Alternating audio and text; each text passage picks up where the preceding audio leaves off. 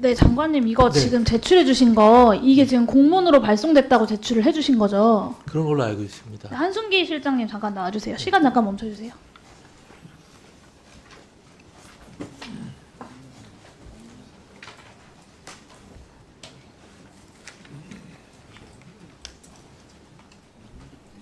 네. 아니 이게 사실 핵심 쟁점은 공문이라기보다는 이거를 불용 처리하는 게 가능하냐 아니냐의 문제여서 저 이걸 별로 다루고 싶진 않았는데 이게 공문으로 나간 문서가 맞습니까? 네, 전자문서 관리 시스템 통해서 행안부에서 지자체에다가 송부했습니다. 그 송부한 내역을 저희가 확인할 수 있을까요? 예. 제가 이거 사실 그 좀 납득이 안 가는 게 제가 흔히 보는 공문의 양식이 아니에요. 뭐 직인도 없고 담당자도 없고 연락할 수 있는 곳도 없고 그리고 이것을 카톡으로 이거는 사실 이거를 카톡으로 보냈었을 수도 있겠다 이런 생각이 들긴 하는데 관련된 내용을 좀 주시면 좋겠고요. 예, 그 시스템상 전자화면으로 예, 보낸 내역이 있을 네, 테니까 예, 그걸 그렇습니다. 확인해야 할 것 같습니다. 네, 네, 장관님께 보통교부세 관련돼서 질의 좀 네. 하나 드리겠습니다. 장관님, 보통교부세는 내국세액에서 담배 개별 소비세 45%를 차감한 액수에 19.24%를 곱하고 여기에 다시 97%를 곱해서 총액이 결정되는 거잖아요. 근데 저희 의원실에서 이 결산상 보통교부세액이 정확하게 산출이 되고 있는지를 좀 확인을 해보려고 재정정보 공개 시스템에서 내국세 데이터를 가져오고 이 데이터에는 담배 그 개소세가 별도로 없어서 국세청에서 직접 그 담배 개별 소비세 징수액 자료를 받아서 보통교부세액을 구하는 산식에 따라서 그 계산을 좀 해봤어요. 근데 행안부가 제출한 결산액과 저희가 추정한 결산액의 차이가 꽤 큽니다. 한 2조 5천억 정도가 나거든요. 근데 이 계산에 뭔가 착오가 있는 걸 수도 있고 하지만 제가 좀 납득하기 어려운 게 뭐냐면 보통교부세 예산액과 결산액을 산출하는 기준이 되는 이 내국세 데이터를 달라라고 이제 행안부에 요청을 했는데 행안부가 그러니까 행안부가 생산하는 데이터가 아니라서 제출을 하지 못하겠다라는 거예요. 근데 사실 그렇게 따지면 해당 기관이 생산하지 않는 모든 데이터는 일체 못 내준다는 건데 좀 상식적으로 납득이 되지 않는 부분이 있어요. 사실 지방교부세가 전체적으로 이제 60조, 70조에 가까운 어마어마한 규모의 금액인데 저는 적어도 그 재원이 되는 세원의 결산 데이터가 결산서에 들어가는 것이 맞다라고 봅니다. 그래서 다음부터는 그렇게 개선이 되었으면 좋겠다라는 의견을 드리고요. 네. 그리고 이번에는 그게 어려우니 국회에라도 내국세 데이터를 좀 제출해 주시면 좋겠습니다. 기왕에 제출해 주시면서 저희 의원실이 제가 계산한 금액과 행안부가 제출한 결산액의 차이가 이렇게까지 나는 이유도 좀 상호간에 설명이 되면 좋겠다 싶은데 그렇게 좀 관계자를 해주시겠습니까? 보내가지고 그 내국세 데이터도 설명을 드릴 수 있도록 네, 하겠습니다. 내국세 데이터도 좀 네. 제출해 주시겠습니까? 예, 그것도 뭐 제출 가능하면 제출하도록 하겠습니다. 네, 제출을 반드시 부탁드립니다. 그리고 경찰청장님께 텔레그램 그 딥페이크 성범죄 관련돼서 좀 질문 드리겠습니다.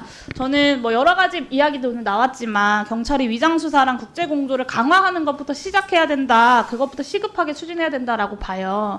아동 청소년 딥페이크 성범죄물이 청소년 성보호법상 아동 성착취물 맞죠? 예, 네, 위장 수사를 경찰이 적극적으로 활용할 수 있는 사안이지 않습니까? 그렇습니다. 네. 근데 경찰청 통계를 보면 2023년 기준으로 아동 청소년 디지털 성폭력 피해자가 709명이에요.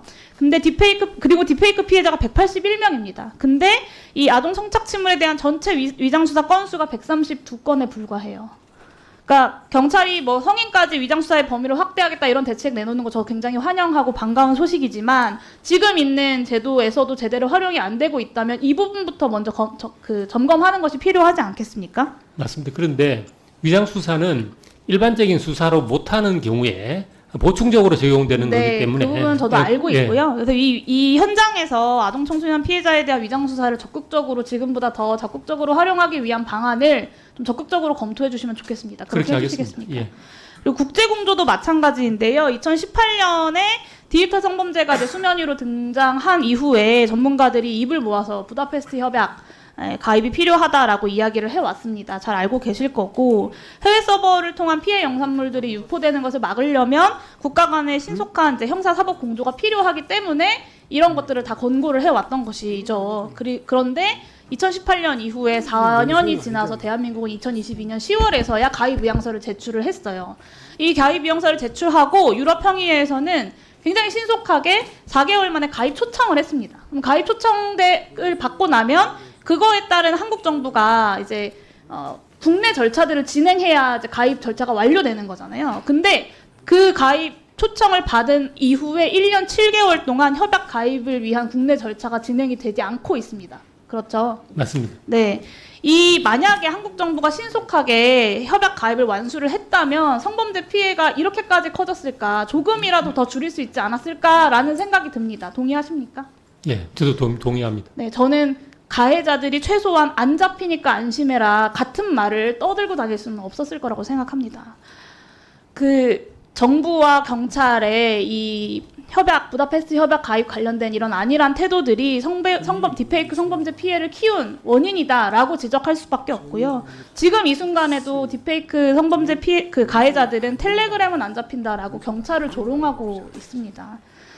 이제라도 신속하게 그 협약 가입 절차를 마무리해야 된다라고 보고 올해 내로 협약 가입에 필요한 모든 절차를 완수하도록 경찰청장으로서 모든 조치를 다하겠다라고 오늘 국민들과 피해자들 앞에 약속해 주시겠습니까? 의원님, 그거 부다페스트 조약 가입은 저희들이 적극적으로 추진을 하고 있는 사안인데, 다만 그쪽에서 이야기하는 게 이제 입법적인 네. 좀 차이가 있어서 저희들이 이제 입법을 좀 하나 해야 되는 그런 내용이 있습니다. 그 부분에 대해서 조금 네, 속도를 내주시라는 네. 게 말씀을 드리는 거예요. 알겠습니다. 여야가 할 것 없이 같은 목소리를 내고 네. 있고 저는 가능하면 의원 입법이라도 진행을 해서 사실은 이번 정기국회 내에 성과 내서 입법할 수도 있는 것 아닙니까? 네. 네. 저는 거기에 대해서 이견이 없을 거라고 예. 생각하고요. 그렇게 알겠습니다. 신속하게 처리해달라는 요청을 드리는 예, 겁니다. 적극적으로 추진하겠습니다. 장관님도 대통령님께 그렇게 건의해 주시겠습니까? 네? 네. 네. 좀 성실하게 답변해 주시면 좋겠습니다. 아니 성실하게 답변한 거.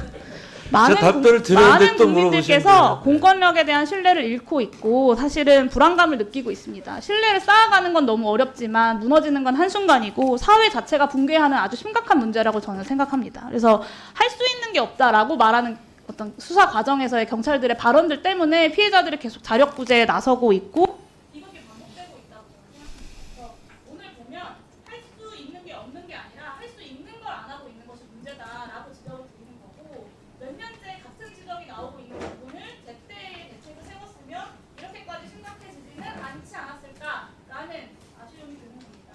저는 마약 수사 외압 의혹으로 인해서 경찰에 대한 신뢰가 국민들의 신뢰가 바닥을 치고 있다고 생각하는데 이제는 말이 아니라 행동으로 국민들의 신뢰를 회복하기 위한 그 행동을 좀 보여주시기를 촉구합니다. 이상입니다. 네, 수고하셨습니다. 다음은 존경하는